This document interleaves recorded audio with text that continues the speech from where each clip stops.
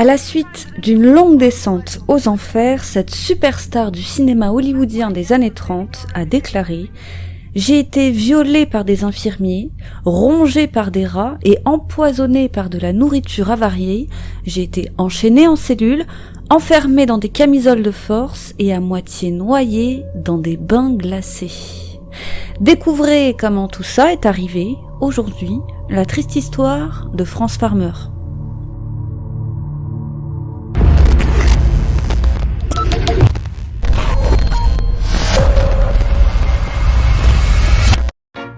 Let's do it. Bisous, bisous, amour toujours. Mais avant de commencer à parler du sujet du jour, parlons un peu d'amour. Laissez-moi vous présenter la marque d'une amie, bisous bisous, amour toujours. Clémentine vous propose de magnifiques t-shirts, chacun est dessiné à la main, s'il vous plaît. Il y a les classiques, vous pouvez les personnaliser. À l'approche de la Saint-Valentin, elle a même sorti une collection spéciale. Ils sont juste magnifiques. Si vous voulez offrir un t-shirt plein d'amour, dessiné à même le tissu, eh bien c'est le moment. Chaque t-shirt est donc une petite œuvre d'art à part entière. Le t-shirt est en moyenne à 33 € et je précise qu'avec ma sœur, nous ne prenons aucun centime de commission. Voilà, ça permet de garder les t-shirts à des prix très très bas. Donc si ça vous intéresse, direction son site internet pour découvrir son univers ou encore son Instagram que vous trouverez en barre de commentaires. Pour mieux comprendre qui est France Farmer, il faut remonter à son enfance. Elle est née en 1913 à Seattle. Son père, Ernst Melvin Farmer, est un célèbre avocat. Quant à sa mère, Liliane, elle est diététicienne. La famille est composée d'une fratrie de 4 enfants, Edith, Wesley, Rita et enfin France, qui est la cadette. Alors qu'elle a seulement 4 ans, ses parents se séparent. Les enfants vont alors être baladés d'un foyer à l'autre. Ils déménagent tout d'abord avec leur mère à Los Angeles, puis à 7 heures de route de là, à Chico. C'est à ce moment que la mère, Liliane, décrète que ses enfants sont un poids, ils nuisent à son travail de recherche en nutrition, alors elle décide de s'en débarrasser et de les envoyer chez leur tante, qui les mettra dans un train direction Seattle, chez leur père, retour à l'envoyeur. Cette vie de nomade va profondément marquer la petite France. Elle dira « D'une certaine façon, ce voyage en train représentait la fin de mon enfance. J'ai commencé à comprendre qu'il y avait certaines choses que l'on ne pouvait pas attendre des adultes. Être ballotté d'un foyer à un autre m'apportait toujours plus de confusion et j'ai longtemps tâtonné pour trouver des moyens de compenser les troubles que cela a engendrés. » Alors qu'elle a 18 ans, elle gagne un concours d'écriture pour son essai God Dies, Dieu est mort, inspiré des écrits de Nietzsche.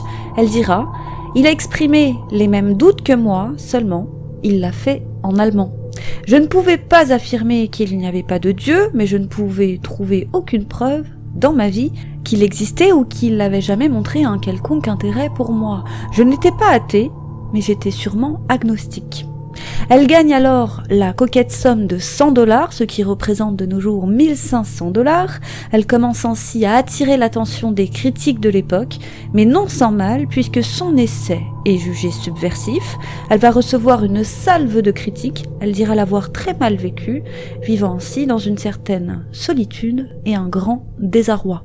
Elle se lance alors dans des études de journalisme, enchaîne les petits boulots pour payer ses frais de scolarité, elle va énormément s'impliquer dans les activités du département d'art dramatique de son université jusqu'à participer à de nombreuses pièces de théâtre, jusqu'à l'apothéose en dernière année où elle remporte un autre concours dont le premier prix est un voyage en URSS afin de visiter le très célèbre Moscou Art Theater. Au plus grand dam de sa mère, et ce voyage d'ailleurs lui collera une étiquette, une nouvelle étiquette. En plus d'être athéiste, elle est considérée comme communiste. Quoi qu'il en soit, elle obtient un diplôme en art dramatique et c'est à son retour qu'elle commence véritablement sa carrière d'actrice. Après avoir tenté sa chance à New York, elle se voit offrir un contrat de 7 ans auprès de la Paramount. Elle a alors 22 ans, direction pour elle les studios de Los Angeles. Elle va refaire faire ses dents, s'entraîner face caméra un certain temps dans le but d'être préparée à tourner dans les productions Paramount. Elle commence par un film de série B, Too Many Parents, en 1936. Le film est un succès, elle obtient ensuite le rôle principal dans le film dramatique Border Flight et c'est le début du succès Plus rien n'arrête France. Elle tourne alors dans des productions de plus en plus grandes, à l'image du western Rhythm on the Range, où elle donne la réplique à celui qu'elle admire depuis tant d'années. Le film est un succès, lui vaut même un coup de fil du directeur de la Paramount en personne, Adolphe Zukor, et c'est là que le vernis commence à s'écailler. Car France n'est pas de celles qui raffolent des mondanités, sans compter qu'elle refuse farouchement qu'on utilise sa vie privée. Elle aime les choses simples et discrètes, casanières même, alors Adolphe ne passe pas par 4 chemins. Il dit à celle qu'il considère comme une énième starlette « Maintenant vous êtes une étoile montante, vous devez commencer à agir comme telle. » Le message est clair. La jeune femme parle peu aux journalistes, ce qui ne l'empêche pas de poursuivre sa carrière. Elle est prêtée à la Goldwyn Mayer Company dans le film Come and Get It, puis en 1937 à la RKO Pictures où elle tourne avec le grand Cary Grant dans The Toast of New York. On la compare alors à la grande Greta Garbo. Rien ne semble arrêter son ascension. Mais voilà, elle se dispute souvent avec les producteurs, refuse d'être la marionnette des studios qui essayent en permanence de glamouriser sa vie. Or, ce n'est pas cet exemple que France veut donner aux femmes. Elle ne semble pas particulièrement intéressée par la mode, conduit une vieille voiture, elle détonne dans l'univers hyper glamour du Hollywood des années 30. Alors elle prend la décision de s'éloigner du cinéma pour retourner à ses premiers amours, le théâtre. Elle est repérée par le dramaturge Clifford Odets qui lui propose un rôle dans sa pièce, Golden Boys. C'est un succès tonitruant, le plus grand succès du collectif Groupe Theater, alors producteur de la pièce. Les représentations s'enchaînent, près de 300, et dans les coulisses, France tombe folle amoureuse de Clifford Odets, qui est alors marié. Il lui promet monts et merveilles avant de la jeter comme une vieille chaussette, et pire même, alors que la pièce doit être jouée à l'autre bout de l'Atlantique, à Londres, elle est remerciée. On met à sa place une fille la fille d'un investisseur qui a aidé à financer la production de la version européenne. France se sent alors trahie, comme si son cœur et sa notoriété avaient été utilisés. Elle retourne alors à Los Angeles, rencontre celui qui deviendra son époux, Leif Erikson, avec qui elle tourne Ride a Crooked Mile. Nous sommes alors en 1938 et France n'est pas au mieux de sa forme. L'échec d'une pièce n'arrange pas les choses. France est sujette à des épisodes de mélancolie, voire dépressif. Elle trouve du réconfort dans l'alcool, allant jusqu'à binge drinker dans les coulisses des répétitions de la pièce de Broadway La 5e colonne. Au plus bas, elle décide même de quitter la pièce avant même la première représentation, ce qui lui vaudra une amende de $1 500, soit $28 000 de nos jours. Ça ne l'empêche pas d'enchaîner les rôles, mais pas sans heurts, comme cette fois où elle se dispute une énième fois à cause de la glamourisation poussée à l'extrême de son rôle de Calamity Jane dans Badlands of Dakota. Les studios déjà méfiants vis-à-vis de cette rebelle le sont encore davantage. Côté vie privée, France passe beaucoup de temps seule. Son mariage n'arrange rien puisque son époux Erikson s'amourache rapidement d'une autre, l'actrice Margaret Hayes, qu'il aura l'audace d'épouser le jour même de son divorce d'avec France, le 12 juin 1942.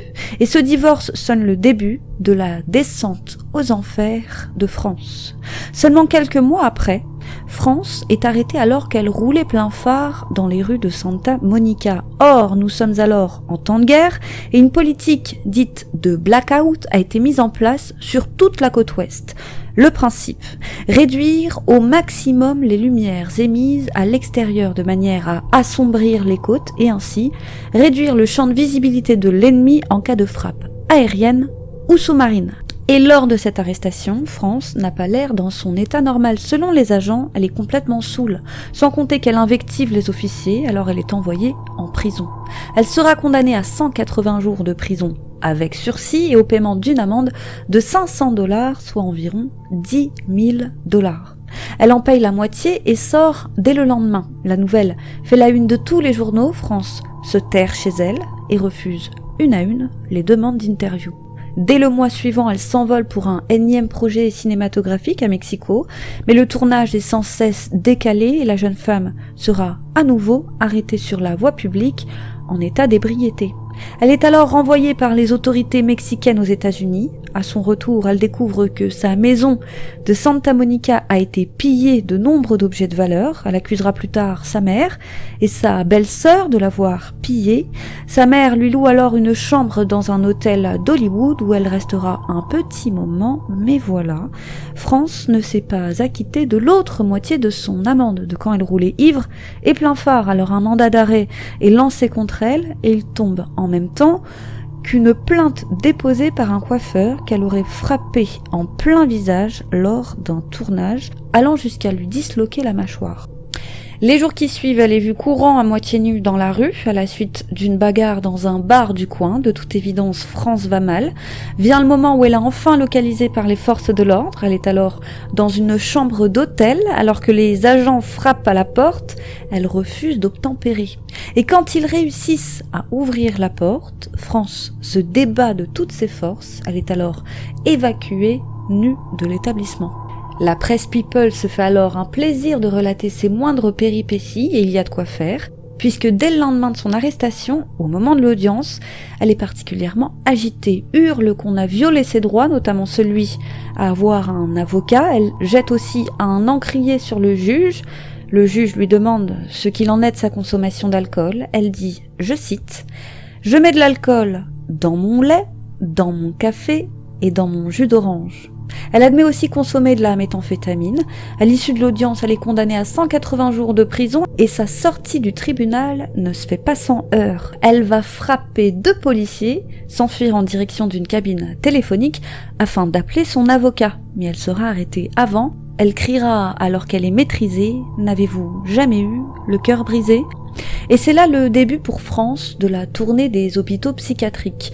Pour lui éviter un séjour en prison, sa famille l'a fait interner à l'hôpital psychiatrique général de Los Angeles, où on lui diagnostique une psychose dépressive maniaque.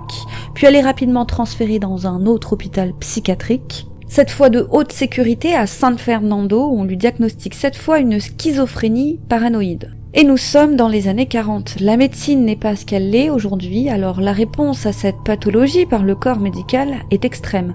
France va subir une thérapie dite à l'insuline choc. Le but est d'administrer quotidiennement plusieurs doses d'insuline aux patients afin de provoquer un coma.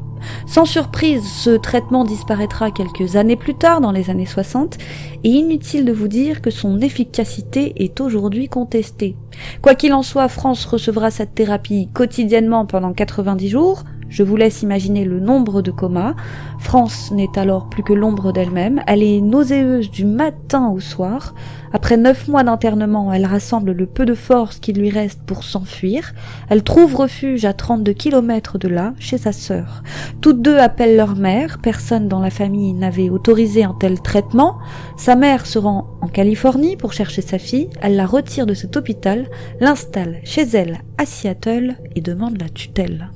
Tutelle qui lui sera acceptée. Mais face à son comportement erratique et à son refus de reprendre le chemin des studios, sa mère la pense folle et la fait interner de force dans un établissement psychiatrique, le Stella Coon. Et cette fois, elle ne remettra plus un pied dehors pendant plusieurs années. Elle y subira des tortures à répétition, comme ces bains d'hydrothérapie où on la plonge pendant 6 à 8 heures dans des bains d'eau glacée, sans compter les multiples séances d'électrochocs. Elle dira de cet endroit, je cite, « N'importe qui était admis dans cette institution. Il n'avait pas les moyens pour les soins psychiatriques individuels. J'ai fait la queue avec 15 ou 20 filles, comme moi. Nous avons reçu des injections ou des bains d'hydrothérapie ou des traitements par choc électrique. C'était censé apaiser les tensions et nous faire taire. Et ça marchait. Mais je ne pense pas que cela m'ait beaucoup aidé. Mais voilà, la réalité est plus sordide encore. Au-delà de servir de la nourriture avariée aux patients, de les faire dormir dans des chambres d'une saleté répugnante envahie de rats, nombre de patientes sont torturées et violées comme ce fut le cas de France. Elle dira qu'elle était devenue une véritable esclave sexuelle. Et si elle se plaint, on l'enchaîne alors dans des cellules, on l'enferme dans des camisoles de force, on la force à manger ses excréments. On la plonge dans des bains d'eau glacée en maintenant sa tête sous l'eau comme pour simuler une noyade. La rébellion là-bas, on la mate par la torture. Le personnel est parfois mal intentionné et tout puissant. On ne sait toujours pas à ce jour si elle a été lobotomisée. Plus de 300 patientes l'avaient été durant son séjour. Son père a confirmé que les médecins lui avaient demandé l'autorisation de procéder à cette opération, arguant qu'elle était révolutionnaire. Mais il a dit qu'il a toujours refusé. Mais le doute plane encore à ce jour. France restera dans cet endroit durant 7 ans, car ce n'est qu'en 1950 qu'elle sera autorisée à rejoindre sa famille. Elle décrira cette expérience comme terrifiante et insupportable. Elle s'occupera de ses parents malades, sa mère, puis son père. Elle sera embauchée la même année comme blanchisseuse dans un hôtel, et pas n'importe lequel, le Fairmont Olympic Hotel, le même cruel coup du sort où avait été célébrée la première de son film comme And Get It, film où elle avait été à l'affiche 13 ans plus tôt. Mais ça passe encore pour France. Ce qui la préoccupe et la terrifie même, c'est qu'on la renvoie au Stay Lacoon, car elle n'a aucun pouvoir sur son propre sort du fait de sa tutelle. Sa mère a tout pouvoir et peut décider à tout moment de l'y renvoyer. Elle ne trouvera son salut que 3 ans plus tard, lorsqu'elle sera enfin déclarée saine d'esprit par une cour. Elle échappe ainsi à la tutelle exercée par sa mère. Elle peut enfin épouser celui qu'elle aime, Alfred Lobley. Il travaille avec elle à l'hôtel. L'année suivante, en 1954, le couple déménage en Californie. Personne ne sait que cette toute nouvelle secrétaire dans un studio photo est celle qui avait été adulée quelques années auparavant. 4 ans plus tard, en 1958, elle renoue avec sa carrière d'actrice, en apparaissant ça et là dans diverses séries télé, dont This Your Life et Tongues of Los Angeles. Elle renouera également avec le grand écran dans ce qui sera l'ultime film de sa carrière, The Party Crashers, en 1958. Même si côté cœur, rien n'est stable pour France, elle divorce encore, se remarie avant de redivorcer d'avec Lee Mikesell. Il n'empêche que le public ne l'a pas oubliée. Elle est choisie pour animer une émission de télé, le France Farmer Presents. C'est un carton tonitruant. Le programme restera numéro 1 pendant 6 ans. Elle est à nouveau sur le devant de l'affiche. Le public découvre alors son calvaire et par la même occasion l'enfer des hôpitaux psychiatriques. France veut sensibiliser les gens au sort qui est réservé à ceux qui sont malades, ceux qui sont différents, mais malheureusement, l'alcool la rattrape. Elle tombe à nouveau dans une consommation effrénée qui lui vaut encore des comportements excessifs qui lui vaudra cette fois l'arrêt de son émission en 1964. Mais France ne se laisse pas abattre. Elle se lance dans la cosmétique, les produits sont prometteurs, mais à croire que France a la guigne, puisque celui qui s'occupe alors des finances de l'entreprise s'enfuit avec l'argent.